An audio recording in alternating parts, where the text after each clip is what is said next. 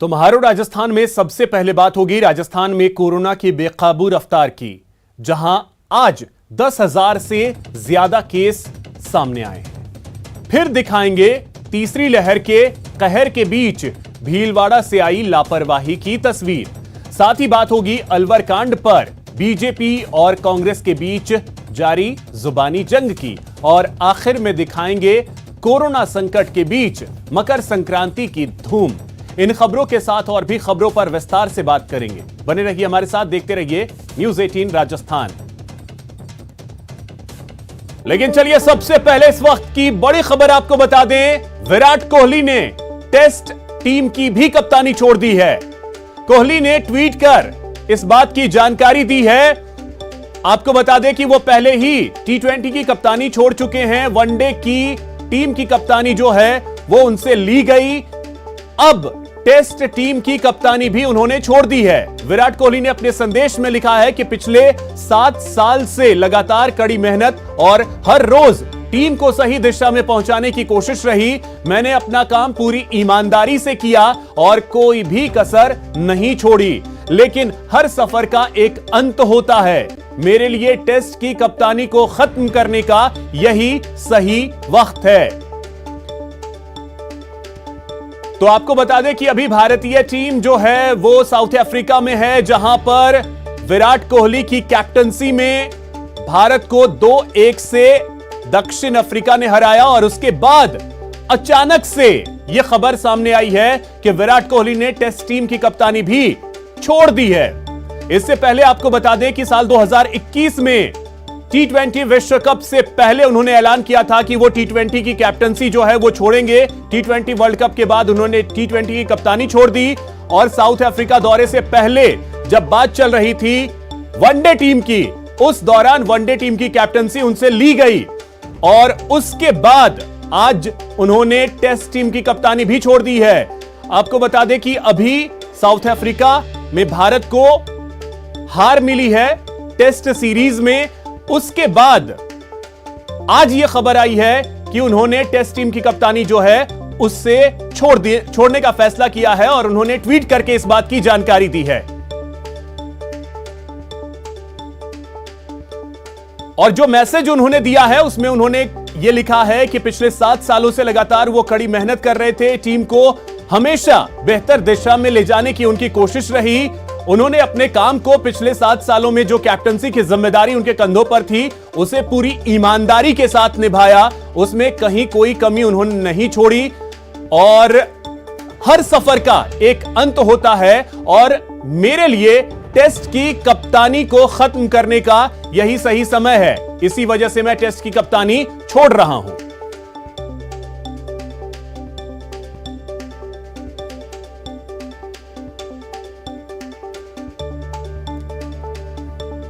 तो पहले T20 की कैप्टनसी, उसके बाद वनडे की कैप्टनसी, और अब टेस्ट की कैप्टनसी उन्होंने छोड़ दी है।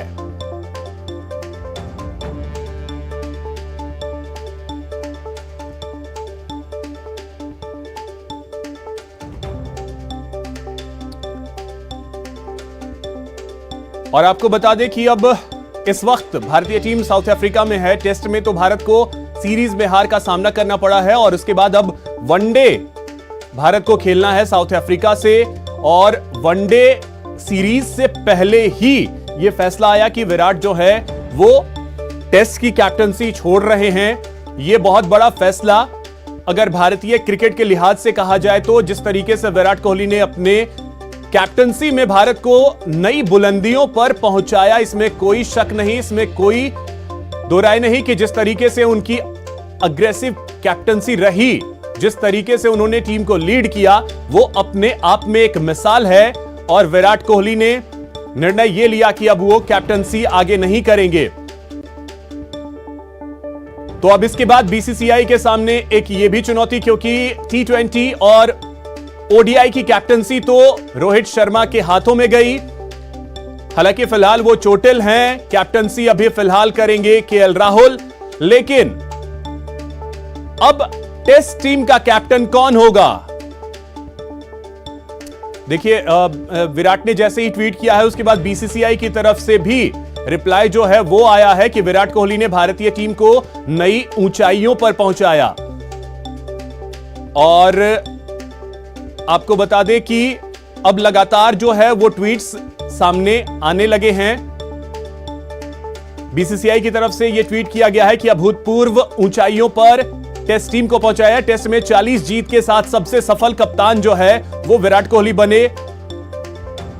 उन्होंने कई दिग्गज कप्तानों को पीछे छोड़ा है, इसमें कोई दो राय नहीं है। और ऐसे वक्त में जब टीम को शायद सबसे ज्यादा जरूरत थी, उस वक्त में ही विराट कोहली ने हालांकि टीम को ऊंचाइयों पर लेकर गए हैं, इसमें कोई दो राय नहीं है। एक सीरीज अभी साउथ अफ्रीका में भारत हारा है और उसके बाद हालांकि कुछ विवाद जो हैं उसको लेकर के भी बहुत सारी चर्चाएं होती रही, लेकिन विराट कोहली ने उन सारी चीजों को पीछे छोड़ते हुए फैसला यह लिया कि अब वो टेस्ट की कैप्टनसी नहीं करेंगे, क्योंकि उन्होंने साफ तौर पे अपने मैसेज में कहा है कि पिछले 7 सालों से जो उन्हें जिम्मेदारी दी गई, चाहे एक प्लेयर के तौर पे या एक कैप्टन के तौर पे, उन्होंने बखूबी उसे निभाया। उन्होंने अपनी तरफ से हमेशा यही कोशिश की कि वो टीम को बेहतर दिशा में ले जा सके, लेकिन वो कहते हैं कि हर सफर का एक अंत होता है और वो समय आ गया है कि मैं अब टेस्ट टीम की कैप्टनसी जो है उसे भी छोड़ दूं। कुछ इसी तरीके का अचानक से फैसला उन्होंने तब भी लिया था जब टी20 की कैप्टनसी उन्होंने छोड़ने का फैसला किया था। पिछले साल विश्व कप टी20 विश्व कप से पहले उन्होंने ऐलान किया था कि वो टी20 विश्व कप के बाद टी20 की कैप्टनसी छोड़ने वाले हैं। हालांकि बीच में चर्चाएं बहुत सारी हुई जब उनसे वनडे की कैप्टनसी ली गई कि विराट अभी वनडे की कैप्टनसी करना चाहते थे, नहीं करना चाहते थे। बहुत सारी बातें जो हैं वो सामने आई, लेकिन आखिरकार उनसे टी20 के बाद ओडीआई की कैप्टनसी जो है वो ली गई। और फिर आज ये खबर आई है कि अब वो टेस्ट की कैप्टनसी भी छोड़ रहे हैं, यानी अब विराट कोहली भारतीय टीम में, चाहे वो नीली जर्सी हो या सफेद जर्सी, देखिए क्या लिखा है उन्होंने, मैं टेस्ट की कप्तानी छोड़ रहा हूं, बीसीसीआई को धन्यवाद देता हूं कि उन्होंने लंबे वक्त तक देश को लीड करने का मौका दिया। यह ट्वीट किया है, मैं एमएस धोनी को धन्यवाद देता हूं जिन्होंने एक कप्तान के रूप में मुझ में भरोसा किया। मैं टेस्ट की कप्तानी छोड़ रहा हूं। तो यह ट्वीट किया है विराट कोहली ने, और जिनको वो हमेशा ये कहते रहते हैं कि वो उनके गुरु हैं महेंद्र सिंह धोनी, उनका भी उन्होंने धन्यवाद किया है।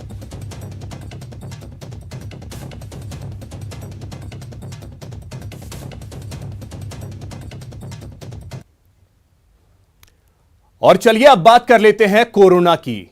जयपुर में कोरोना की रफ्तार बेकाबू हो चली है। 24 घंटे में 1973 नए केस सामने आए हैं। यह बड़ी खबर आपको बता दें, जयपुर में एक बार फिर से कहें तो कोरोना का विस्फोट हुआ है। यहां पे 1973 नए मामले कोरोना के सामने आए हैं। तो लगातार कोरोना के मामले बढ़ते जा रहे हैं।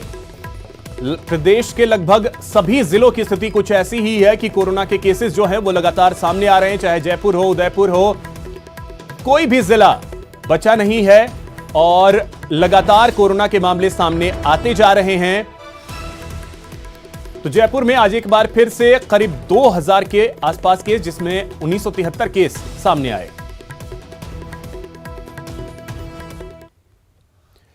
न्यूज 18 राजस्थान ने एक बार फिर जन सरोकार की खबर को प्राथमिकता से दिखाते हुए अपनी जिम्मेदारी निभाई है। न्यूज 18 पर खबर दिखाए जाने के बाद पुलिस प्रशासन ने 2 जगहों पर कार्रवाई की है। दोनों जगहों की तस्वीरें भी हम आपको दिखा रहे हैं। पहली तस्वीर भरतपुर की है। यहां बिना इजाजत रागिनी कार्यक्रम का आयोजन किया जा रहा था, लेकिन अब इसको बंद कराकर आयोजकों पर कार्रवाई की जाएगी। वहीं दूसरी तस्वीर भीलवाड़ा की है। यहां कल संक्रांति के दिन दड़ा प्रतियोगिता का आयोजन किया गया, जिसके बाद कार्रवाई करते हुए एसएचओ को लाइन हाजिर किया गया है। तो अब चलिए विस्तार से खबरों को बता देते हैं आपको, और सबसे पहले बात करते हैं भरतपुर की। यहां पर बिना इजाजत के रागिनी प्रतियोगिता करने पर न्यूज 18 की खबर का असर हुआ है। खबर दिखाए जाने के बाद लगभग 10 से 15 मिनट के अंदर ही जुरहरा पुलिस ने आयोजकों के खिलाफ कार्रवाई करने की बात कही। बता दें कि कामा उपखंड के गांव नोनेरा में कोरोना गाइडलाइन को साइडलाइन कर रागिनी प्रतियोगिता का आयोजन किया गया था। ना तो किसी ने मास्क पहना था और सोशल डिस्टेंसिंग तो यहां भूल ही जाइए। खबर चलने के बाद पुलिस मौके पर पहुंची और आयोजन को तुरंत बंद करवा दिया। बात वहीं भीलवाड़ा की करें तो यहां पर भी न्यूज 18 की खबर का दमदार असर हुआ है। जिले के धनोप गांव में आयोजित दड़ा प्रतियोगिता करने पर एसपी ने कार्रवाई करते हुए हुलिया कला एसएचओ की लापरवाही मानते हुए उसे लाइन हाजिर कर दिया है। कल धनोप गांव में दड़ा प्रतियोगिता का आयोजन किया गया था, जहां हजारों की तादाद में लोग पहुंचे थे। कोरोना गाइडलाइन की यहां जमकर धज्जियां उड़ी थी, जिसके बाद एसएचओ की लापरवाही इसमें सामने आई, उसे दोषी माना गया, जिसके बाद एसपी ने लाइन हाजिर किया है।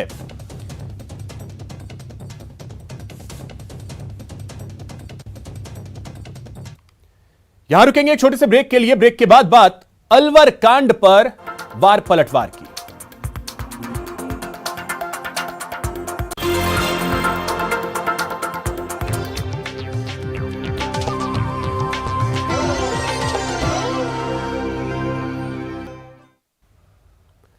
ब्रेक के बाद आपका स्वागत है।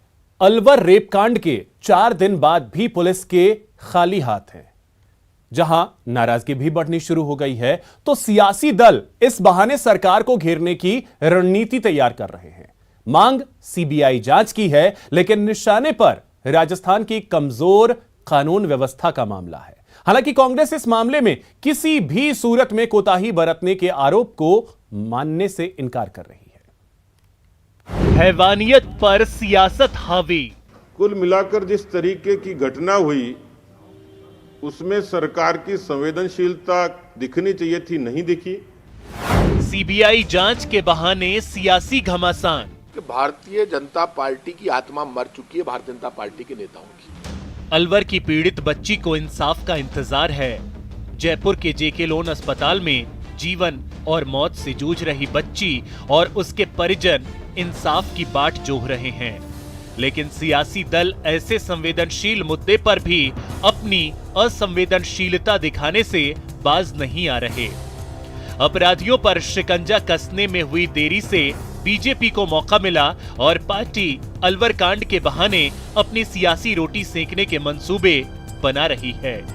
17 और 18 जनवरी को मंडल स्तर पर पार्टी ने आंदोलन कर सीबीआई जांच का दबाव बनाने की रणनीति बनाई है। निशाने पर है रेप को लेकर पुलिस का दिया नया बयान, जिसे बीजेपी पुलिस का यू टर्न बता रही है। अलवर की पुलिस अधीक्षक जब प्रेस कॉन्फ्रेंस करती है और अचानक ये कहती है कि दुष्कर्म के कोई साक्ष्य नहीं है, इससे के पहले की पृष्ठभूमि में सरकार के मंत्री उस पीड़िता के हाल जानने जाते हैं, उसको बलात्कार के मुआवजे के रूप में 3.5 लाख रुपए देते हैं उसके परिजनों को। एसआईटी गठित की जाती है। एसआईटी की रिपोर्ट आए बगैर और इस तरीके का पुलिस प्रशासन का यू टर्न ये सवाल खड़े करता है। पुनिया का आरोप है कि सरकार को फजीहत से बचाने के लिए पुलिस प्रशासन झूठ बोल रहा है, जबकि कांग्रेस इस मामले में बीजेपी पर संवेदनहीनता का आरोप लगाते हुए ऐसी सियासत से बाज आने की नसीहत दे रही है। देखिए, एक्चुअली में प्रॉब्लम ये भारतीय जनता पार्टी के साथ कि भारतीय जनता पार्टी की आत्मा मर चुकी है, भारतीय जनता पार्टी के नेताओं की। अलवर में जो बच्ची के साथ दरिंदों ने जो दर्द दिया है, वो दर्द पूरी सरकार, पूरा राजस्थान, पूरा समाज महसूस करता है। वहीं खाचरियावास का ये भी दावा है कि सीएम खुद इस मामले को देख रहे हैं और उन्होंने मॉनिटरिंग की जिम्मेदारी सीधे डीजीपी को सौंपी है और इस मामले के आरोपी किसी भी सूरत में बच नहीं सकते। बच्ची के ऊपर हमला हुआ, इतना बड़े घाव हो गए, उस घावों को ठीक करने में ऑपरेशन में इतना ज्यादा टाइम लगा, लगभग 2.5-3 घंटे ऑपरेशन में लगे डॉक्टर्स को। और वो बच्ची को बचा पाए, ये डॉक्टर्स की मेहनत थी कि बच्ची बची। इस घटना के लिए जो जिम्मेदार अपराधी है वो किसी भी कीमत पर बचेंगे नहीं। वो चाहे पाताल में छुप जाए, कहीं छुप जाए, पकड़ में आएंगे। अपराधी की दौड़ ज्यादा लंबी नहीं होती, अपराधी पकड़ में आएगा और उसको सख्त से सख्त सजा मिलेगी। हालांकि कानून व्यवस्था को लेकर राजस्थान सरकार हमेशा से बीजेपी के निशाने पर रही है, लेकिन महिलाओं के खिलाफ अपराध के बढ़ते मामले चिंता बढ़ाने वाले हैं। खासकर ऐसे संवेदनशील मामले में पुलिस के नए बयान से नाराजगी बढ़ी है। पीड़ित बच्ची के गांव वाले भी नाराज हैं, तो पंचायत भी पुलिस के रवैये से खुश नहीं है। मोटे तौर पर देखें तो प्रदेश के साथ ही देश भर में सुर्खियों में रहे अलवर कांड में पुलिस को मिली असफलता गंभीर रूप अख्तियार कर रही है। Bureau report, news 18 Rajasthan, Jaipur. Alwar दरिंदगी मामले में पीड़ित बालिका की बड़ी बहन पहली बार मीडिया के सामने आई। उसने पूरे मामले की सीबीआई जांच की मांग की है।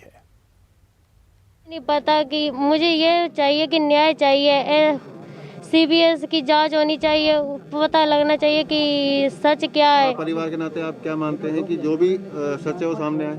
हाँ, मैं ये मांगती हूँ कि मेरा पापा पहले से थोड़े से गरीब सा है, हम 3-4 भाई भाई हैं और एक भाई की आँख खराब है। अब मेरी बहन की ये स्थिति होगी, ऐसा मुझे न्याय चाहिए। मैं अकेली हूँ जो परिवार में जो अपनी हिम्मत अपनी जुटा पा रही हूँ ऐसे बात करने में भी। चलिए अब बात कर लेते हैं कोरोना के बढ़ते कहर की। बीते 24 घंटे में पूरे प्रदेश में 9,676 नए केस सामने आए और कोरोना से 8 लोगों की मौत हुई है। जयपुर में सबसे ज्यादा केस एक बार फिर से सामने आए, 1,973 नए मामले जयपुर में। और अब एक्टिव केस का जो आंकड़ा है वो पहुंच गया है 58,428 तक। आज 4,013 लोग ठीक हुए।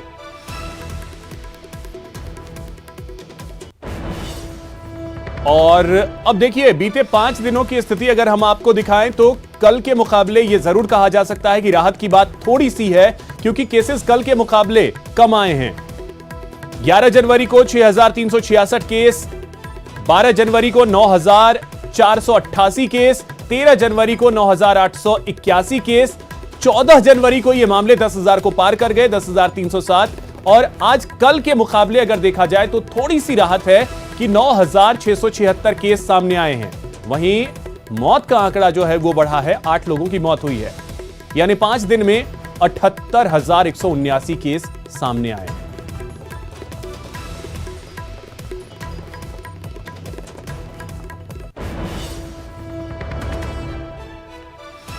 तो मरुधरा में लगातार कोरोना के मामले बढ़ते जा रहे हैं। 8 लोगों की मौत आज हुई है। यह राहत की बात जरूर है कि कल के मुकाबले केसेस कुछ कम आए हैं, लेकिन जयपुर की अगर बात करें यहां पर भी औसतन अगर बात कर ली जाए तो 2,000 केस प्रत्येक दिन आ रहे हैं। एक्टिव केस का जो आंकड़ा है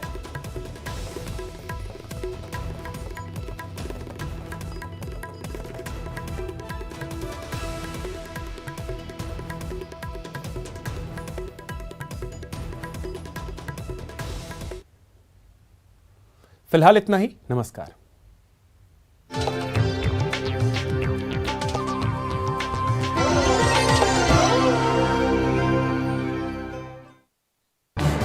इस न्यूज हेडलाइंस के प्रायोजक पेट सफा आयुर्वेदिक जून, पेट सफा हर रोग दफा।